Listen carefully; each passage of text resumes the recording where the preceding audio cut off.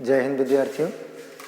आज हम लोग कक्षा 10 के गणित विषय का अध्ययन करेंगे और इसके अंतर्गत हम प्रश्नावली नंबर 4.2 के बारे में अध्ययन करेंगे। विद्यार्थियों, 4.2 का जो प्रश्न नंबर 1 है वो कह रहा है कि गुणनखंड विधि से निम्नलिखित द्विघात समीकरणों के मूल ज्ञात कीजिए। मूल का मतलब होता है कि ये जो हमें समीकरण दिया गया है x² - 3x - 10 = 0, इसमें x का मान प्राप्त करना है। तो किस तरह से x का मान प्राप्त करते हैं विद्यार्थियों, आइए हम लोग देखते हैं। सबसे पहले हम इस समीकरण को यहाँ उतार लेते हैं। x² माइनस में 3x और माइनस में 10 बराबर में 0। अब विद्यार्थियों, इस जो हमारा 10 है इसका गुणनखंड ढूंढते हैं और ऐसा गुणनखंड ढूंढेंगे कि उन दोनों गुणनखंडों को घटाने के बाद 3 आना चाहिए। घटाने की शर्त यह है कि यहाँ पर माइनस होगा तो घटाने पर, और यदि प्लस होगा तो जोड़ने पर। यहाँ x का जो गिनती होती है, यहाँ पर जो गुणांक है इसी गुणांक के बराबर आना चाहिए। तो जैसे विद्यार्थियों, हम अगर 10 का गुणनखंड हेरें तो यहाँ पर 10 × 1 = 10 और 10 में से जब 1 घटाएंगे तो 9 आएगा, इसलिए ये वाला गुणनखंड नहीं चलेगा। यदि हम कर दें 5 दूनी 10, तो अब 5 में से अगर 2 घटाएंगे तो हमें 3 प्राप्त हो जाएगा। इसीलिए विद्यार्थियों, हम जो गुणनखंड लेंगे वो 5 और 2 लेंगे, और जहाँ पे ये 3 है वहीं पे हम इसको लिख देंगे x² और यहाँ पर लिखेंगे 5 - 2, ये वाला x यहाँ लिखेंगे -10 बराबर 0।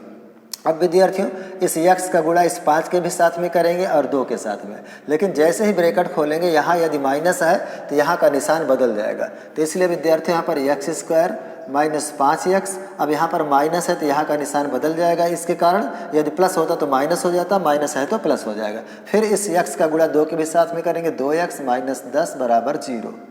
अब विद्यार्थियों, यहाँ पर जब हमारे पास 4 पद हो जाएं तो उसमें से 2 का जोड़ा बना करके हमें x कॉमन ले लेना चाहिए। तो x कॉमन ले लेंगे तो x की घात यहाँ पर 2 है और यहाँ पे घात 1 है, तो इसकी घात 2 में से 1 कट जाएगी और 1 घात बचेगी। माइनस यहाँ पर x से x कट जाएगा और हमारे पास 5 बचेगा। प्लस यहाँ पर विद्यार्थियों हमारे पास 2 है, क्योंकि 2 को भी काट देगा और ये 10 को भी काट देगा, और x इधर है तो उधर नहीं। कॉमन का मतलब होता है कि वो पद जो दोनों तरफ मौजूद हो उसी को हम कॉमन लेते हैं। जैसे विद्यार्थी यहाँ देखें, x यहाँ पर भी था और यहाँ पर भी था, तो हमने x कॉमन ले लिया। 5 यहाँ पर था और 5 यहाँ ना होने के कारण हमने 5 कॉमन नहीं लिया। उसी तरह से 2 को देखें तो 2 से ये वाला 2 कट जाएगा और 10 भी कट जाएगा, इसलिए हमने 2 कॉमन लिया है, और 2 से 2 में भाग देंगे तो कट जाएगा, और -2 × 5 = 10 बराबर 0। अब विद्यार्थियों, जब हमारे पास ऐसे 2 ब्रैकेट आ जाए जो कि उनके अक्षर, चिन्ह और अंक तीनों चीज़ बराबर हो जाए, तो उन दोनों में से हम क्या करेंगे, एक ब्रैकेट उतार लेते हैं और यहाँ बराबर 0 लगा दीजिए, और जो हमने कॉमन लिया है x + 2 इसको अलग कर लेते हैं। अब विद्यार्थियों, यहाँ से इस ब्रैकेट को रहने दीजिए, अब इसको पक्षांतर कर दीजिए। पक्षांतर करेंगे तो निशान बदल जाता है, माइनस है उधर जाएगा तो प्लस हो जाएगा, यानी x बराबर 5 और +2 को उधर भेजिएगा तो x बराबर -2। विद्यार्थियों, हमसे यही कह रहा था कि x का मूल ज्ञात करें। तो x का जो मूल हमें प्राप्त हुआ है, एक तो 5 प्राप्त हुआ है और एक -2 प्राप्त हुआ है। इसी तरह से विद्यार्थी, हमें सवाल नंबर 2 दिया गया है। सवाल नंबर 2 में भी आप देखिएगा, थोड़ा सा सवाल नंबर 1 और सवाल नंबर 2 में थोड़ा सा जो फ़र्क है वो है कि 2x² + x - 6 बराबर 0। अब विद्यार्थियों, यदि यहाँ पर देखा जाए तो इसमें इस वाले पहले वाले समीकरण में और इस वाले समीकरण में थोड़ा सा ये फ़र्क है कि यहाँ x² पहले गिनती नहीं है, यहाँ पर x² पहले गिनती है। यदि x² पहले गिनती नहीं है तो हम क्या किए कि 10 का गुणनखंड ढूंढ लिए और उसी से हमने सवाल हल कर लिया। लेकिन यदि x² पहले गिनती है तो पहले इस 6 का गुणा इसमें कर देंगे, यानी विद्यार्थियों इस 2 का गुणा 6 में करेंगे तो हमें 6 दूनी 12 प्राप्त हो जाएगा।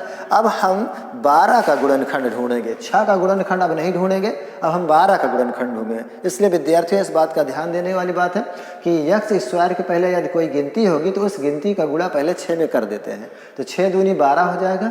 फिर इस वाले गिनती का गुणनखंड ढूंढेंगे, और इसमें अब गुणनखंड ढूंढने का मतलब है कि 12 × 1 = 12, लेकिन हमें वो गुणनखंड लेना है जिसको घटाने पर यहाँ 1 आ जाए, क्योंकि यहाँ विद्यार्थियों जब कुछ गिनती नहीं रहती तो वहाँ पर 1 माना जाता है।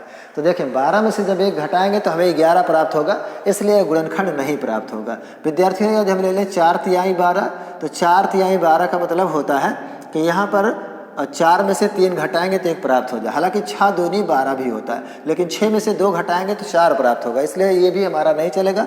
लेकिन 4 और 3 यही जो गुणनखंड है, इसी को ला करके हम इसकी जगह पे रखेंगे 2x² और प्लस में यहाँ पर 4 -3 कर देंगे, यहाँ पर 4 -3 और ये वाला x यहाँ रखिएगा -6 बराबर 0। अब विद्यार्थियों ब्रैकेट खोल करके इस x का गुणा इस 3 के भी साथ में और इस 4 के साथ में गुणा कर दीजिए। और यदि यहाँ पर प्लस है तो यहाँ के निशान में परिवर्तन नहीं होगा, यदि माइनस होता तो यहाँ पे परिवर्तन हो जाता। तो 2x² प्लस में यहाँ पर 4x माइनस में 3x और फिर माइनस में 6 बराबर में 0। अब विद्यार्थियों इसका और इसका, इस दोनों में हम कॉमन लेंगे, तो कॉमन का मतलब वो चीज़ होता है जो दोनों तरफ मौजूद हो। तो 2 यहाँ पर भी है, 2 से 4 कट जाएगा, इसलिए 2 कॉमन ले लीजिए। x यहाँ है और x यहाँ पर भी है, इसलिए हम यहाँ पर x कॉमन ले लेंगे। तो इसलिए विद्यार्थियों 2 से 2 कट जाएगा, x से 1 पावर कट जाएगी, 1 पावर बचेगी, प्लस यहाँ पर देखें x से x कट जाएगा और 2 दूना 4 हो जाएगा, माइनस यहाँ पर 3 कॉमन बनेगा, क्योंकि 3 है तो 3 से 6 भी कट जाएगा। x इधर है तो उधर नहीं है, इसलिए हम x कॉमन नहीं लेंगे। तो 3 से 3 कट जाएगा x, ये वाला माइनस इस माइनस को प्लस बना देगा और 3 दूनी 6 बराबर में 0। अब यहाँ से देखिएगा दोनों ब्रैकेट यदि बराबर हैं तो उन दोनों ब्रैकेट में से हम एक ब्रैकेट कॉमन ले लेते हैं, और जो दोनों कॉमन हमने लिया था उनको एक साथ में लग दे, 2x और ये -3 बराबर 0। अब +2 को उधर भेज दीजिए तो x बराबर -2 हो जाएगा। विद्यार्थियों यहाँ पर 2x और ये माइनस है तो उधर आएगा तो क्या हो जाएगा, प्लस चला जाएगा।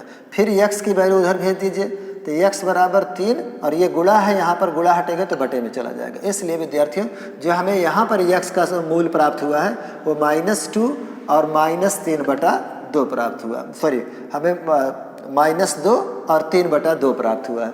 इस तरह से विद्यार्थियों देखा आपके किस तरह से हमने सवाल को हल किया।